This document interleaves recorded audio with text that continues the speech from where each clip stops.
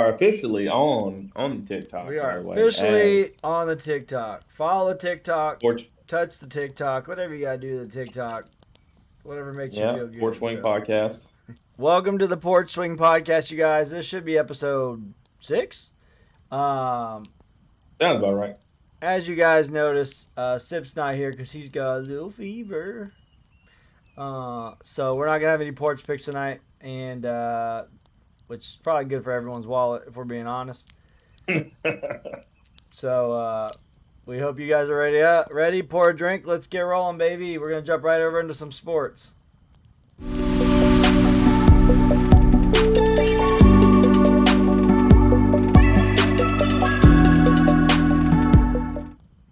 It's time for some sports with the boys, and we're gonna kick it off with nicknames across all sports.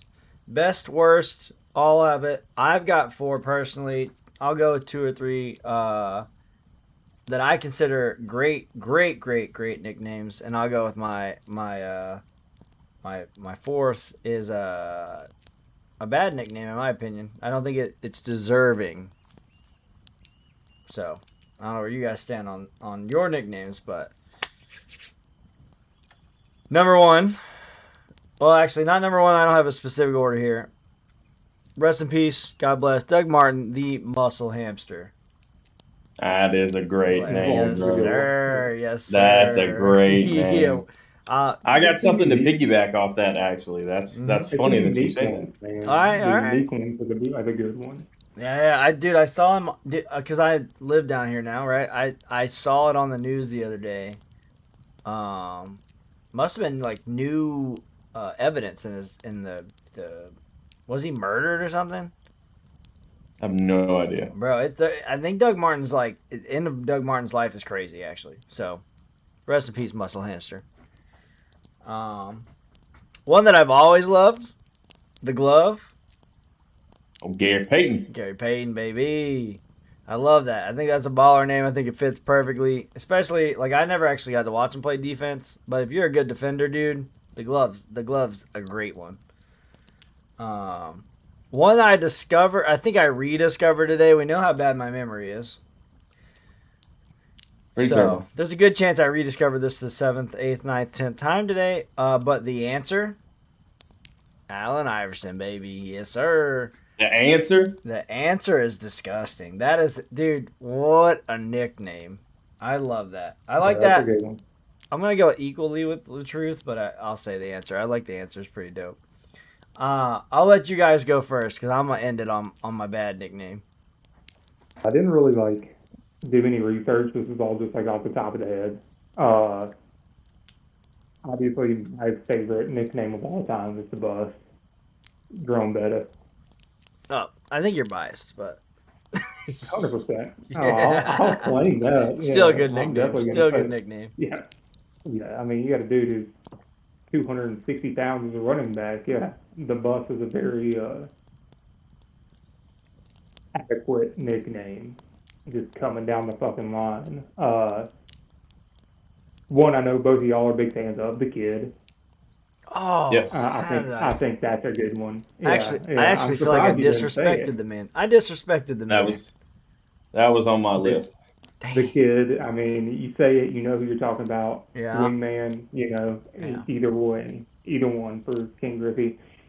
Then you just got ones like the Great One, obviously. Wayne Gretzky. The Rock. I think- Yeah. Yeah. No, Wayne Gretzky. You got a guy who's beaten the next closest person in total points by fucking 300, 400, 500, some shit like that. Crazy. And he hasn't played since Just got his 92. goals record broken last year, though. I thought so. Yeah, Obi beat it. We finally did it. Yeah, man. But yeah, I still think he's got the points record by an astronomical fucking number. Yeah. I mean, that dude was literally doing it to the end.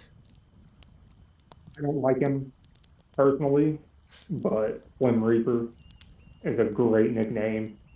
He actually got 2 good nicknames, bro, Uh-huh. which is crazy. Yeah, his other one's one of my favorites. I like the Durantula Yeah, better. yeah. That is Yeah. so much cooler. Yeah, Slim What a Reaper's great hey, name. Slim Reaper's sick, but I am also a huge Durantula fan. But Nickname wise, we don't want to talk about that front lawn haircut. yeah. Yeah, I guess that's really the only ones I can really think of off the top of my head that I think are like up there as Yeah. far as greatest nicknames. Just off the top of my head. So, me personally, my favorite nickname ever given to an athlete is hands down Megatron, Oh yeah, that's a good given one. to Calvin Oh, Johnson. 100%. Yeah, Like, what a sick name for one of the greatest to ever do it. Hung it up way too early. agreed. Or even in his shortened career, you got an argument for the most dangerous receiver of all time. Like Calvin Johnson, a different breed of animal out there. Yeah. Sticking with the theme of different breeds of animals, the big unit, Randy Johnson. They used to call me the big unit. I don't think they ever did No, they that, didn't. not once No, they didn't. at all. Yeah, all They may six. have called you the portable unit like a AC, but they definitely didn't call you the big unit. For me, another one that always comes to mind that just sticks out when you talk about nicknames, as I alluded to earlier with Cody mentioned Gretzky when he said the great one. I think of The Rock is what I think of, but I also buy his other moniker, the People's Champ. Hey.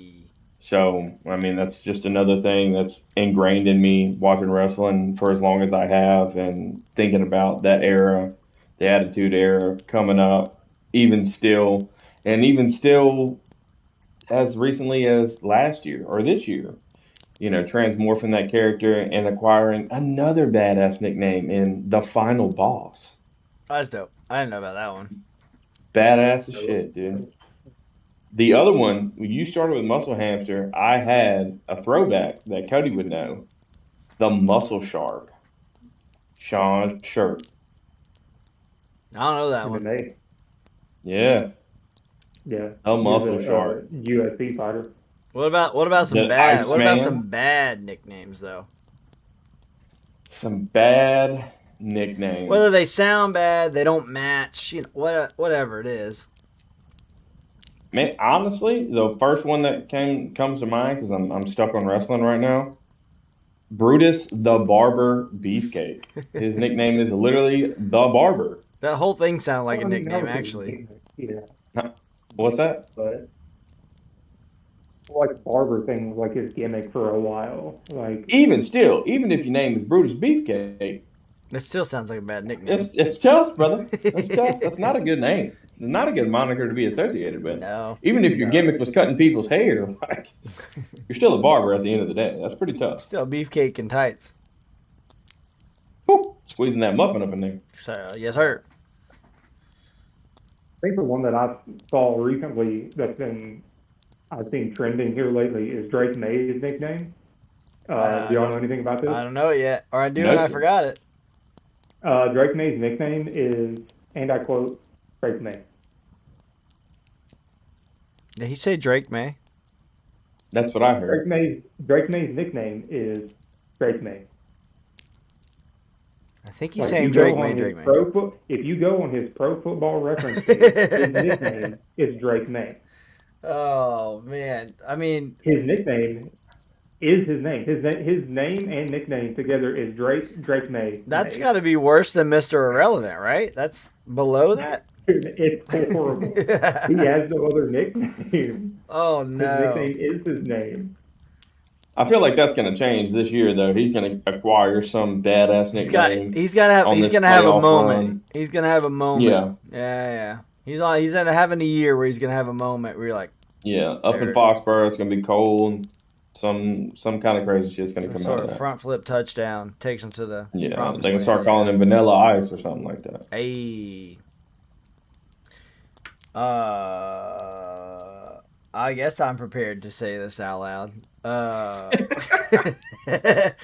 My bad. That good, huh? My bad nickname. Oh, it's good. The King James, Oh, the Queen himself. Ain't no I was like, king up in this game, big dog. You're not the best. You ain't even the top 2. Get smacked around by Lil Curry for the past decade. You ain't no king. That's my hot take. That's my bad nickname. That's the one that I don't think fits. That's what I'm telling you. That's what the rocks are cooking. No, the big dog nine. King James is that is a fantastic nickname. I forgot one as far as good nicknames go. Uh, Marcus Davis in MMA. Devin, you remember that one? Marcus Davis. The Irish hand grenade. Oh, I fuck with Oh, that. dude. I like that. How Hey, did you get hey, that hey, name? I got an No, idea. I I got an killed idea here. somebody. Hey, check this out. All right. In the comments below, what do you think our sports nicknames would be? Good and bad. Oh God. Yes, sir. I like that one. All right. So drop it below. Hit us with it. Let us know All what's right. going on. Yeah, we'll find out. Sometimes when you fuck around. We I just got don't a know. I got a bad nickname too. For, Eric Booger McFarland. Booger McFarland. well, I mean, that's Booger bad. McFarland did give us one of the greatest sound clips of all time, though. That is Let's not forget better. that. That is I better. mean, Better than the molester. you talking about Lester? I said it. Lester the molester. Yeah. Yeah. I don't know what Not to the say. one you're thinking of. Apparently, that was an actual person's nickname at some point. Wow. Yeah, You must be really good friends with Dr. Phil. Dr. Phil all up on it's my it's my chiropractor. Um. All right, moving over to the college football playoffs. The selection committee, is that what they call them these days? I don't know. The you. Yeah. selection committee has created or chosen the 12 playoff teams. We got some fun stuff. In terms of what they set it out to be, they got it right.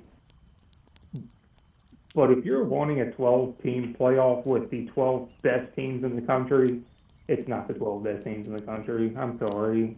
No, I agree with that. Appreciate James Madison, appreciate Tulane, but this ain't the 12 best teams in the country. Come on.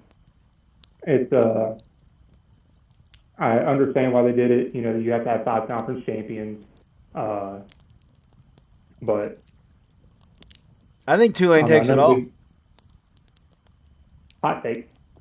But I will say Notre Dame being left out, 100% the right call. Hmm. The Hmm. way that they lay it out, it's the right call. It came down to a head-to-head. Notre Dame and Miami. They played each other. And they lost. The team that won that got in. Wait, where? I didn't. Where Yeah. was Miami at? They were the They're 10th. 11 team. Are they 10? Yeah, okay. Yeah, they're 10th Oh, because they bro, put that is Tulane a and James 11. cool. Madison at 11 and That is 12. one hell of a game. That might be one of the most exciting games in the first round. Miami A&M, like those are like Mhm. kind of like gritty schools. I like that one. That's gonna be a fun Well, one. it'd be a good game depending on which version of Carson Beck I mean, you shows got up. Florida criminals versus Texas criminals. It's gonna be a good time.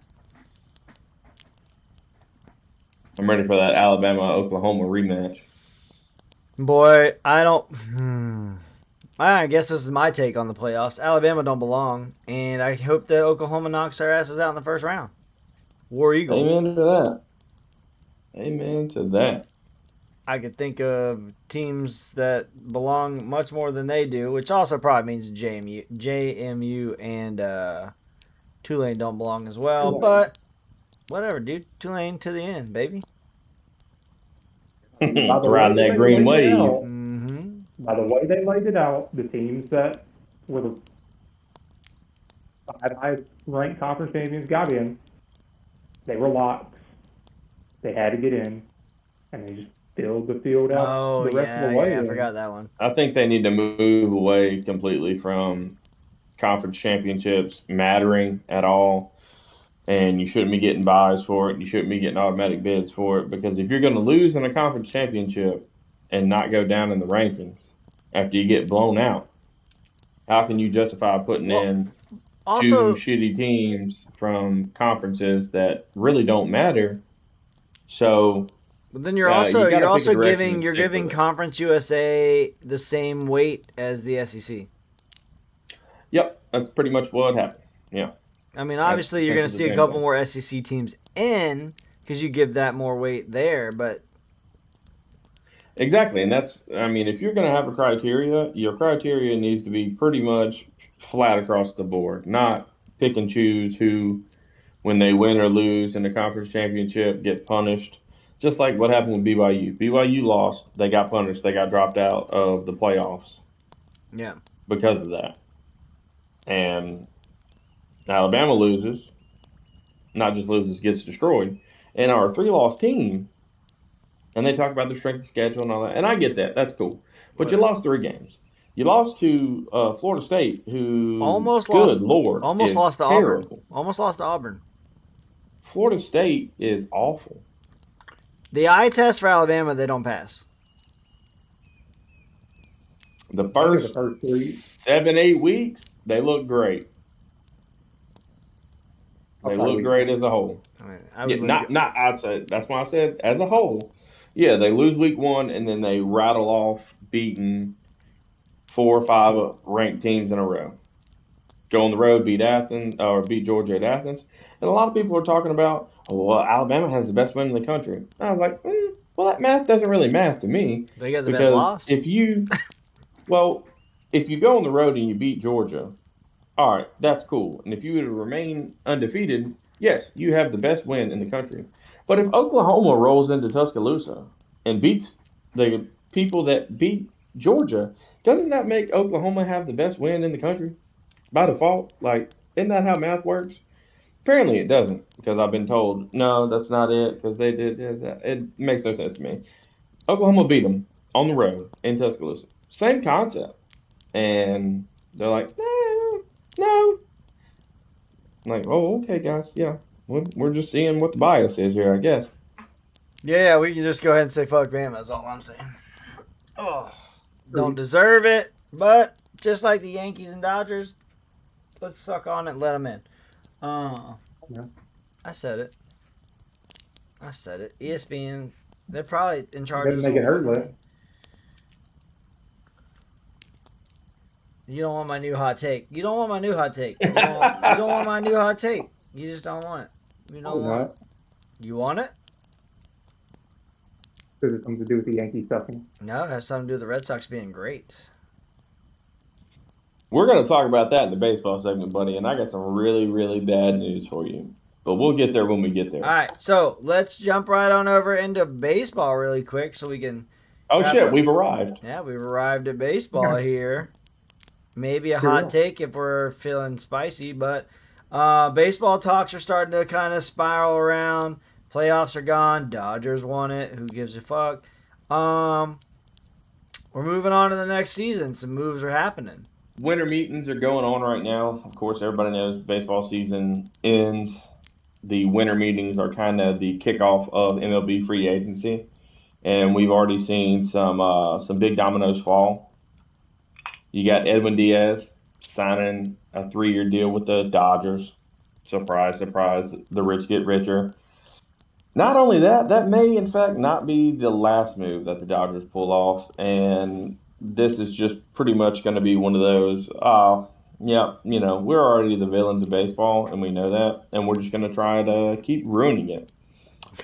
Rumors are swirling that the Dodgers have in fact pieced together a deal that pretty much involves them giving up the farm to acquire Tigers pitcher and two-time Cy Young winner Tariq Skubal. So I guess the holdup in the deal right now is willingness for a long-term extension. They're not willing to give up the farm if they can't guarantee that Scooble is going to sign at least, I assume, for 5 to 7 years on a deal somewhere around $300 million. I'm guessing is what they're trying to throw at him. So he's worth every single penny of that to whoever does either acquire him via trade or he somehow makes it to free agency. Yeah, the other big name that fell down was Pete Alonso, the big polar bear himself, moving south from New York City, Queens specifically, down to Baltimore, moving to the Orioles. So Boo. a few years ago, we got this Um, exciting core of the Orioles, great young core, and there's just been no capitalization on that core at all. You've got a stud in Gunnar Henderson. You got Adley Rutschman, who, and we're getting to the time to talk about, is Adley Rutschman really that guy? Offensively, And doesn't hey, seem to be at all. He has just regressed. Defensively, gotten worse. More honestly, pass balls. honestly, the Mm. the whole team follows that same script. Pretty much everybody outside of Gunnar Henderson, yeah. Nope, same. Fielding's still there. Offense, Yeah,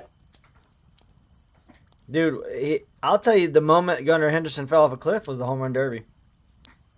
that's very true. That He had a terrible showing there.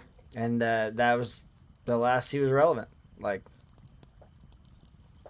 Well, I mean, the team itself all season long wasn't relevant. yeah, Dealing with injuries to the pitching staff, both the starting rotation and in the bullpen, didn't help anything. And they were just kind of middle of the road, just trying to figure out an identity, which it's crazy for because a I thought they team had that one the year has, before. you would think, dubbed the baby birds out there. They were all homegrown young superstars coming up. They had an incredible farm system. And now they're really just kind of treading water in the AL East, which is, often referred to as the beast, as it is the best division top to bottom in baseball. Yeah, especially since the So Jays are doing their work lately. he joins a roster with a lot of potential as an experienced veteran guy. Gonna give you probably 40 to 50 home runs because that's his bag. And he got a bag, 5 years, $150 million. So huge upgrade for them as a bat in the order, and I would definitely say a defensive upgrade for them at the first base. Can't disagree with that. And the last one in Yep. that, of the big three so far that have fallen, Kyle Schwarber resigns with the Phillies. Probably the best move that the Phillies can make in this offseason. You Yeah. resign a guy who's done nothing but absolutely clobber the ball pretty much the entire time he's been in the league. Veteran presence, huge bat, tone setter at the top of the lineup. He walks a ton and he hits home runs. So, I mean, really, what else do you want from the guy? Guys on base or he's walking So, them. yes, sir, he's getting there somewhere. He's Yep. finding a way. So, the big bat stays in Philadelphia. I'm sure the Phillies are looking to capitalize off that as they come off another disappointing season. Disappointing in their eyes as they did not win the World Series. True. So, Harper's getting older. Schwarber's already, seasoned. Castellanos, who knows what's going on with him? He only seems to show up in the biggest moments when crazy shit for America happens. He seems to be that kind of guy. So we'll see more on that. All right. Here we go, David. You were alluding to the Boston Red Sox being great. As it stands right now, the Boston Red Sox are not doing a damn thing. They're doing nothing. Mm-hmm. Alex Bregman is a free agent. Mm-hmm. Mm-hmm. They also traded Rafael Devers in the middle of the season last year because they signed Alex Bregman. Mm-hmm. Yep. Mm-hmm. Correct. So, Correct. Correct. Yep. they've yet to re-sign him. Unsure if they will re-sign him. Mm-hmm. And they didn't go after Pete Alonso, where they keep talking about they Yeah. needed a big bat in the Yeah. order. That doesn't help my. That doesn't help me. That So doesn't help me there. swing and a whiff there. Mm-hmm. Dynamic outfield, but they keep teasing and rumors keep swirling That's true. That's that true. Jaron Duran is been on the trade block pretty much all season long as they're trying to shed payroll Last two and pretty much seasons, open really. up a spot for Roman Anthony to have constant playing time. Durant's really the odd man out because you have superstar glove man Sadon Rafaela, who Gang, gang. emerged more offensively last year. Uh, Willie Abreu is an absolute unit of a man whenever he's healthy and he's out there. And you got Roman Anthony, who is the heir apparent in Boston. And the little sample size we got last year before he got that injury, right before the playoffs, he was starting to figure it out and he was coming on strong. Yep. So, I mean, You ready for this? there's a lot of uncertainty swirling around the Red Sox right now, Nope. and There's the not. lack of free agent moves is an issue with a team that loses to New York in the playoffs. Hmm.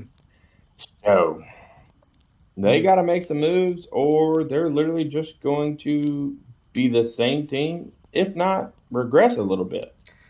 Well, since we're talking crazy about Red Sox regressing, let's go ahead and talk crazy about what I believe. Red Sox are going to win 2 World Series in the next 5 to 6 years.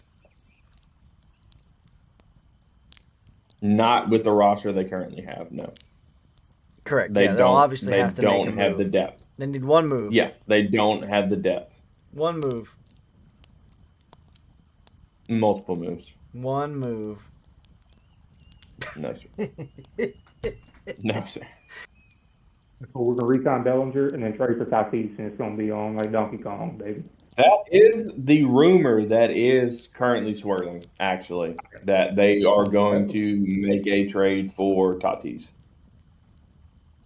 All right, wrapping up sports here, you guys, and unfortunately or fortunately, depending on how you bet, based on Sip's calls, we don't have porch picks this week. So Yikes. you might save 5, 10, $20. You might, it is what it is. So we're gonna jump right over to Echoes of the Porch, talking about. We're gonna look back today. We're gonna look back on some stuff today. So stay tuned.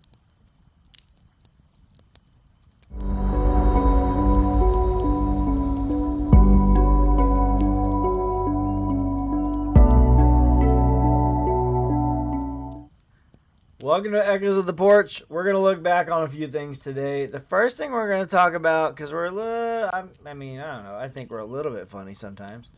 When have you guys ever had a prank go too far? All right, I'll roll with one while you guys are thinking. So, when it had to be my second year at Southern Miss, because I wasn't a pledge anymore, we found a possum in the backyard in the, we'll call it a shed. I don't really know what the hell that building was, but we trapped this possum in a box.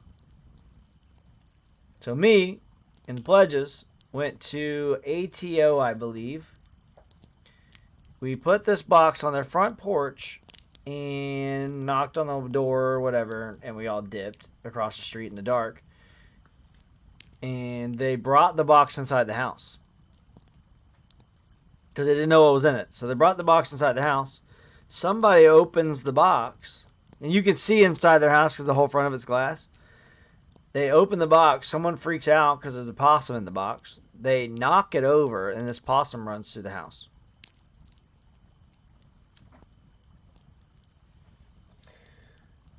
And that was the time Frank went too far. that is too far. Yeah, that's a little too far. Oh, I got others I just can't share. It's hilarious. I got others I just can't share. Also, college. Again, that's one that comes to mind right offhand. Jacob and I were helping my dad and my uncle, like putting on a roof or something like that at somebody's house. And I thought it would be a great idea to put a piece of plywood down and not put the nails in it, and then ask Jacob to walk across that plywood to go get me something. So as Jacob did that, he stepped where it was not bolted down or nailed down, right in between like two beams, and the plywood came up. It hit Jacob in the back of the head, and then he fell down into like the crevice in between these two beams, and he was just stuck there, sticking out of it. And of course, I'm dying laughing, thinking this is hilarious. And I'm like, oh shit, that could have been really bad Oh because he yeah. fell straight down. And it's good that he fell into that hole because the alternative was him literally falling off the roof and probably breaking his neck, knowing Jacob. Yeah. So that may have been a little bit too far on that one. It was funny at the time, but yeah, yeah. Sometimes those things get out of hand when you just don't calculate how bad it could get. I know what yours should be, Cody. Dude, I'm drawing a blank. I Mm. don't. The trampoline remembers, I tell you that. Oh, I mean, that wasn't really a prank. That was. That wasn't a prank. Yeah. No, It it wasn't a wasn't. prank. We were A day that lives in fucking around. infamy. We were fucking around doing wrestling moves on one of our friends' trampolines, and I had Devin up on my shoulders, and not thinking, I just, I've seen it on TV. That's why they put that fucking thing up whenever they show their shows. Like, do not try this at home. All about them angles. We found out. And yeah, so I had him on my shoulders, and the way you're supposed to do it is you're supposed to like lift them up and then fall back. I didn't do the lift up part, and I just fell back, and Devin's nutsack just Oh no. like ricocheted off the back of my head. Pretty much, I thought at that point in my life that I was no longer a man. I thought that literally they had just exploded, and I was. It's probably the worst nut shot I've ever taken in my entire life. Dog, the That's an honor. pain that I was in was just insanity. Top three worst pain I've ever had in my life. That's And that's including like having kidney stones. all right. So, looking back, still, what is a small moment from growing up that still makes you laugh? What Cody just said. I got. As painful as it was, dude, it's still hilarious of what happened and how it happened for sure. But I'll try and come up with something else. But yeah, a lot of it, a lot of those for me are being an older brother, dude. I remember we were at my grandmother's house during maybe after Hurricane Katrina, and I remember convincing him to get naked and run out of that, like run around the house naked, like with my Aunt Angie in the house. That shit was hilarious. She would freak out, like yell at him. He'd run back. We're like, "Do it again, dude. Do it again." He's like, "No, no, I'll get in trouble." We're like, "Come on, dude. Do it again." He did it like 5 times. And she's just fucking losing it in the kitchen. And Tyler's like 12 at the time, maybe 13 at the time, just butt naked in the kitchen, just like because we used to. I don't know if you guys have ever been in the house. I don't know if you guys have ever been in the house where you can talk through the vents. yes. So we were like timeouts, right? We're like, dude, come on, like talking through the vents, like just do it. And we crack the door open and watch him run out and do it. And we're like, oh, just like painful laughter, like painful laughter. Another small one I have is my mom came back from work one time, and we had dug like a 4.5 foot by like 4.5 foot wide by 4.5 foot like deep hole in the front yard. Just cause like dirt in the road, dirt in the yard, like we just destroyed this thing, like so we could fit in a hole. But yeah, whatever. It makes me laugh because it's hilarious Boy, now. I bet Mama G was all over y'all. Yeah, I was about to say, I bet that went over. I'm curious if she remembers it. But That went over like a fart in church right there. No, I can tell you mine easily off the top of my head. I can't listen to the song Dust on the Bottle or Jane Says without absolutely almost pissing my pants laughing. Dog, that's literally where I was going with mine. I was like, Dude, I oh, cannot. one memory. Yeah, that's still to this day, that was what? a decade ago. Oh, longer than that. Yeah, Yeah, think I about a Longer was than that. decade. working Think with about a you guys. decade, and then think about when your story's being told. Because a decade's That not. was It's crazy. like 17 years ago. Exactly what I'm trying to say here. Like we were literally teenagers. Oddly We did enough, that. at your wedding, I almost bribed the DJ to like, hey, whenever I go up to give my best man speech, play Jane Says, just the part that screams Jane Says as I take the microphone. And I was like, So what? I What? didn't want to have to deal with What's the Liz. story here, though? I don't know this one. Just we were dicking around, making our own words to a song, and it was We were in like, the Taco Bell drive-through yeah, on from the Oh my Jane late says, night, god. yeah, and Jane Says came on the radio, and Cody and I are literally just sitting there waiting in line trying to order some Taco Bell at like 1 a.m. And here we are, delirious at this point, and making up words to Jane Says. Bro. And ever since then, every time it comes on, every single time it comes on, I laugh. I've done this in yeah, the I car can. with Yeah. Judy multiple times. Same thing Hmm. with Dust on the Bottom, man. Every single time I hear that song and David Lee Murphy comes on, and I just start giggling. Speaking And of she's like, delirious, speaking she's of like, "What are you laughing at?" And she knows now. Every time that she hears it, she looks at me, and I'm like, "Ha ha ha! Ha, Creole Willie." He's at the mailbox looking for his government check. speaking of delirious and drive-throughs, a moment that I will forever remember is Cody and I in the back of KDO and Suburban. At the I don't Mickey think D's. we weren't in a drive-through. Yeah, we were at a McDonald's.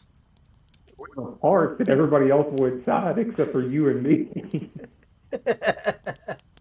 It's Cody's. laughing our ass off at absolutely nothing. Dude, I'm talking full on crying, belly laughing. Disclaimer: Cody's first time ever smoking, so got to put that out there. Dude, I'm telling you, absolutely, like there was we literally no words, no like nothing was happening, just like laughing at We were absolutely nothing. we were like laughing at the fact we were laughing. Yeah, it was one of those moments. Like you just Yeah. couldn't. It was nonstop. The whole and then everyone got back in the car like, "What the fuck are you laughing at?" We're like, "Just we just kept laughing. Like you will never know. You'll never understand." Cody, another one that comes to mind is the infamous night with Jacob and Fred the Taco. I wasn't there. I wasn't there that night. You weren't there that night? No, that was like Oh, the I get time to right before. I get to own this story all my own then, and that's great. That's great. So, me, my buddy Jacob, and my buddy Alex had gotten super inebriated, and I'm pretty sure there was some other stuff involved at some point whenever we were teenagers. And here we go. Taco Bell was a mainstay in our community. Amen. One of the only things that was open on the late night. That's up. So Jacob, Alex, and I go to Taco Bell. Jacob's in bad shape at this point. He's feeling it. He's rough right now. And we get back and we're sitting on the couch, and Jacob's like falling asleep. And he literally picks up a soft shell taco and he cradles it like this to his face, and he starts talking to it. And he starts just whispering all kind of things to him. We're like, what the hell is going on? And he's like, this is Fred. Fred the taco. I'm like, what? And he literally looks at us like this, wide eyed and crazy, rolls over on the couch, passes out. Full disclaimer, I ate Fred the taco for sure. He went down like a sack of bricks, man. Jacob woke up in the morning, had no recollection of anything that happened, and thus Fred the taco was born. So we're done looking back. That's our little portion for Echoes of the Porch. We're gonna move over to real talk for the evening. Stay tuned. But you guys, my personal favorite part of the entire thing. So stick around with us. All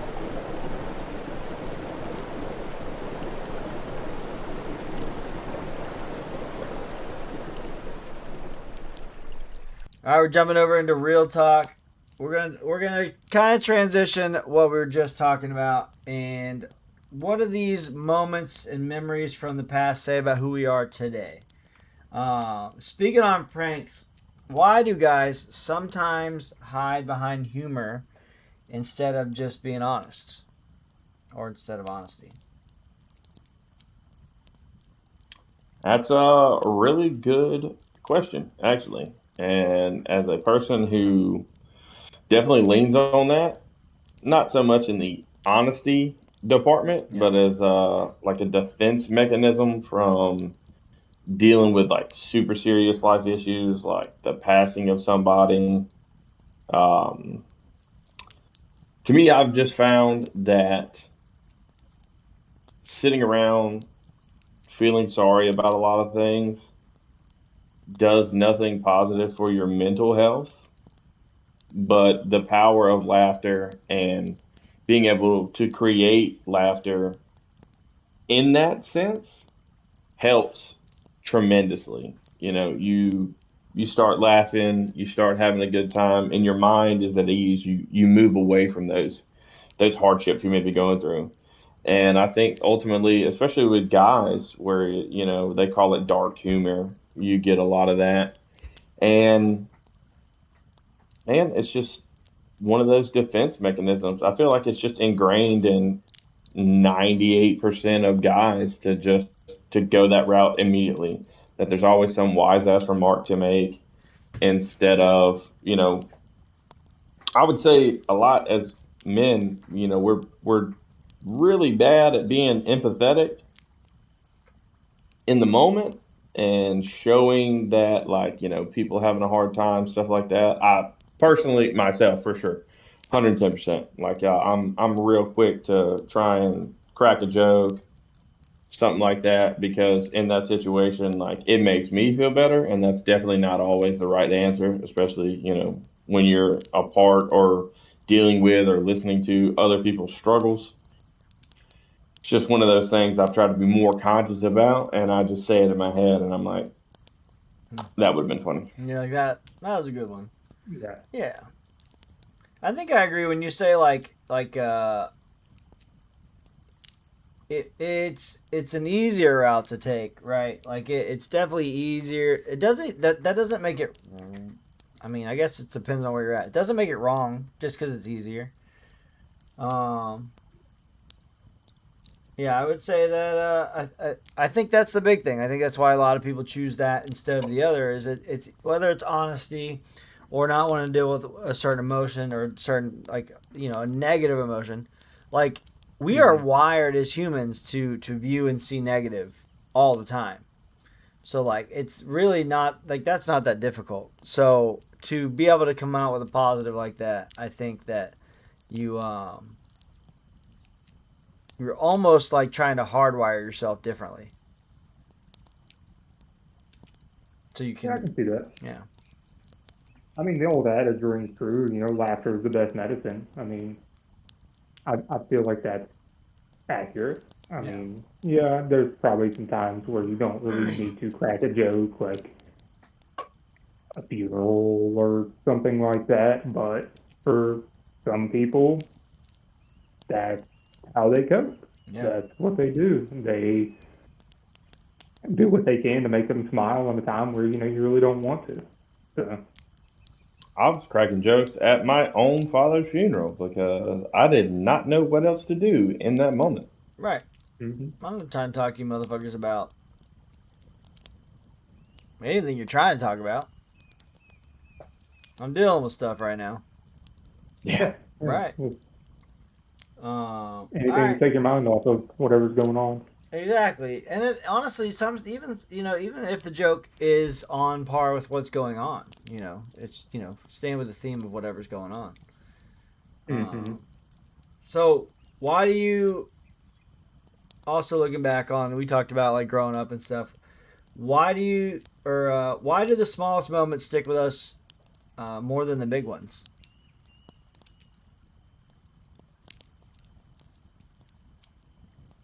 I guess it depends on the impact of whatever that moment is, Yeah. you know. Because I mean, there are some, big moments that stick with you that because they're such big moments. Yeah, just I guess that's really situationally based. Yeah. I guess I would say, depending on what the little small moment would be, Laughing whether in it a makes you McDonald's laugh. parking lot. Yeah, like uh, somebody pissing off the third floor of a parking garage in New Orleans. That Yeah, was me. If you guys didn't know, that was me. yeah. Someone looking around, trying to get into a fight with a guy that pretends to be a statue. Oh, yeah, that was me also. Austin Yeah, Davis. Well, when you first said There that, seems to be a pattern here. when you first started that, I was thinking about the time I walked back to the bar and tried to fight the linebacker at our college because he was the bouncer. He wouldn't let me back in. And I was all of me looking. It was the most directly vertical I've ever looked at a human being in my life, and I was just talking shit, like because I have Napoleon out, syndrome. checks out. To me, like small moments, just like we talked about earlier, the whole James says thing and dust on the bottle.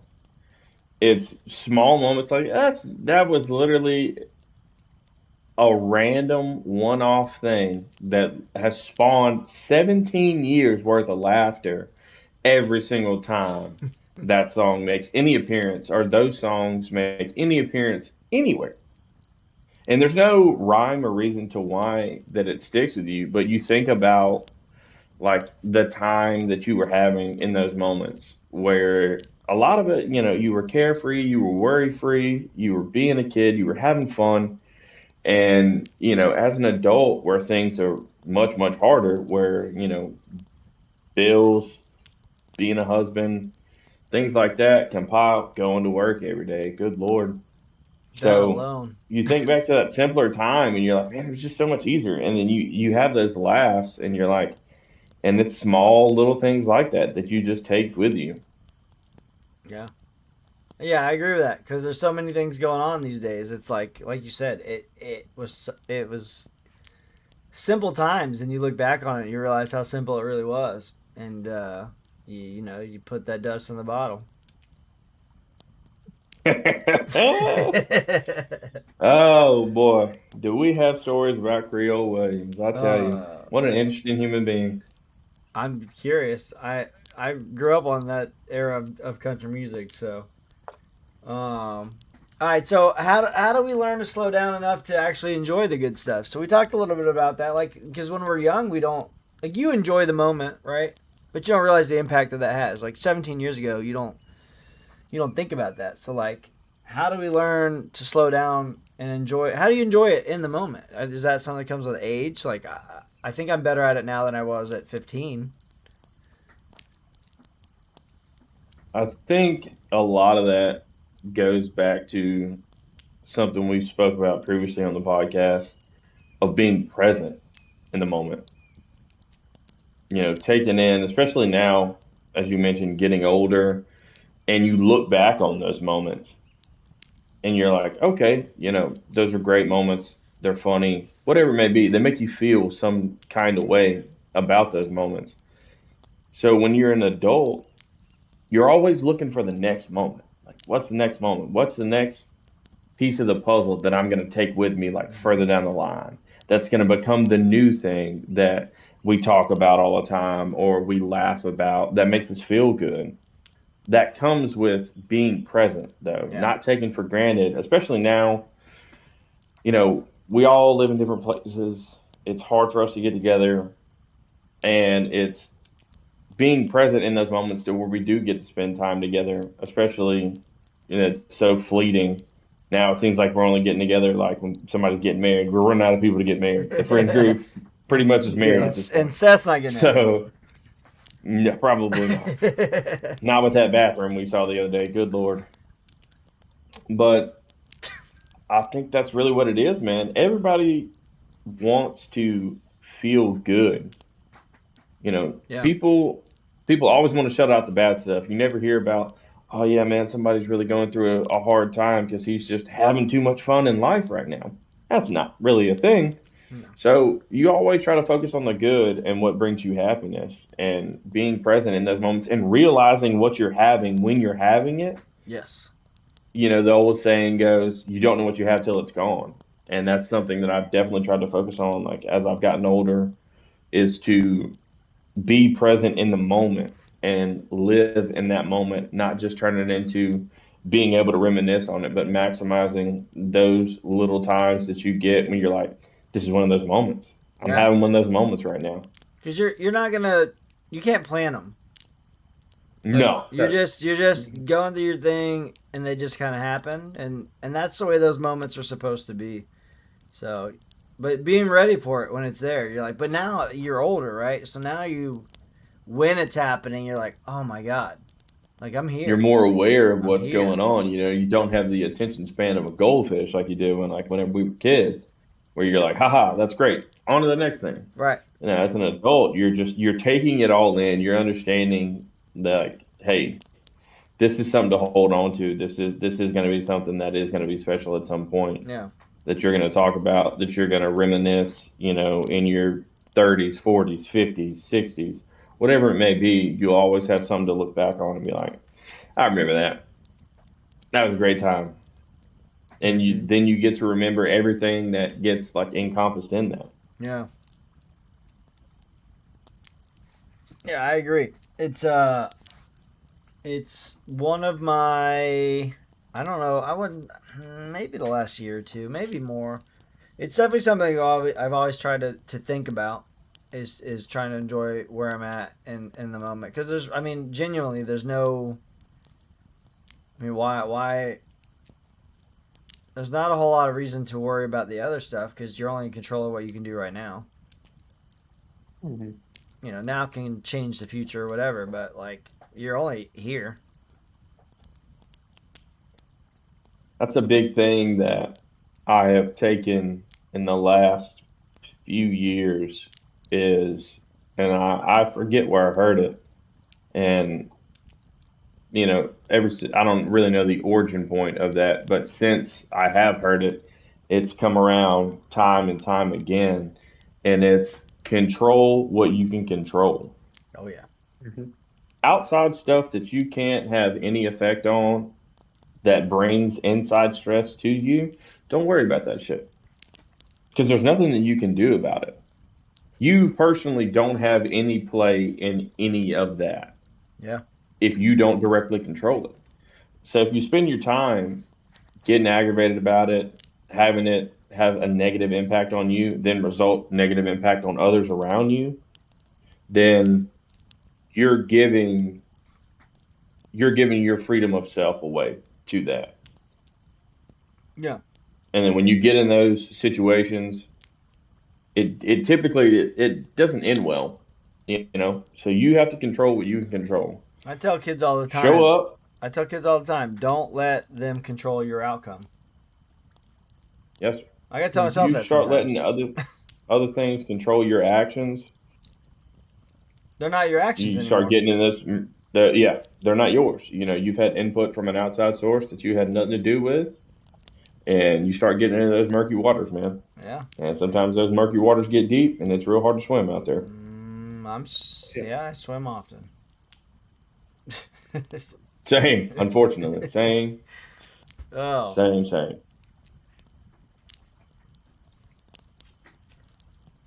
So how do we learn to slow down in the moment, Cody?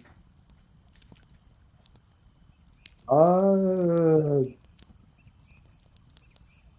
don't think you can. I think it's something that has to happen naturally. Yeah. Over time, Yeah. if you realize moments pass you by and you're like, damn, I should have stopped. I should have taken that in. So you kind of learn, it's kind of a combination of learning and then like self conditioning and not. looking too far ahead, Yeah. not trying to, kind of like what Evan was saying, not trying to like plan the next moment, like, oh, when's the next one gonna happen, and the next one gonna happen. Just be there. And a The lot of times that, we were gonna say, and a lot of that too is stuff that you, especially as an adult, that you don't think, that you can be appreciative of. Something as simple as cutting your own grass at your house, because you now have entered into a part of being an adult where you bought a home, which is a huge accomplishment in life, especially when you're younger and you're like, here I am on a Sunday afternoon. It's beautiful outside. I'm cutting the grass. I'm cutting Or grass at my house, putting your head down on a my pillow. family's house. Yeah, sleeping in your own bed at night. As a person who worked offshore for an extended period of time, you never appreciate what you have at home till you don't have it every single night. Right. Whether it's climbing into your bed and putting your head on your pillow, whether it's sitting on your couch and not doing anything but just enjoying where you're at. Hmm. It's the conversation that you get to have face to face instead of over the phone with your wife or your friends. Simple as booting up the PlayStation and getting on with the boys. Oh yeah. Something like that. Knowing that you're home, it's but it's I mean, in that line of work it's risk versus reward. The risk, you take is being away from home, missing moments. That's another thing that comes with being an adult. Depending on what career path you take, there's going to be times where you miss anniversaries, birthdays, weddings, whatever it may be. Yeah.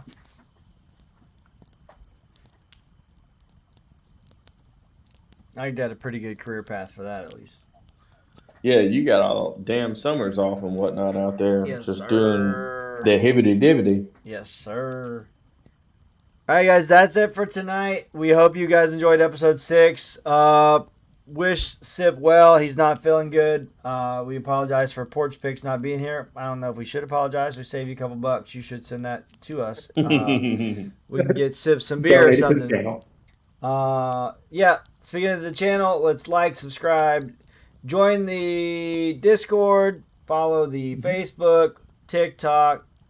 We'll put it all down here in the link below. Whatever these people on YouTube say, I'll figure it out eventually. But show us some support, Somewhere in this baby. area down here. Generally, just whatever Yeah, support you want to show. If you don't know how to do it, reach out. We'll tell you how to do it. So we appreciate you. absolutely. Till next time, everybody. Till next time.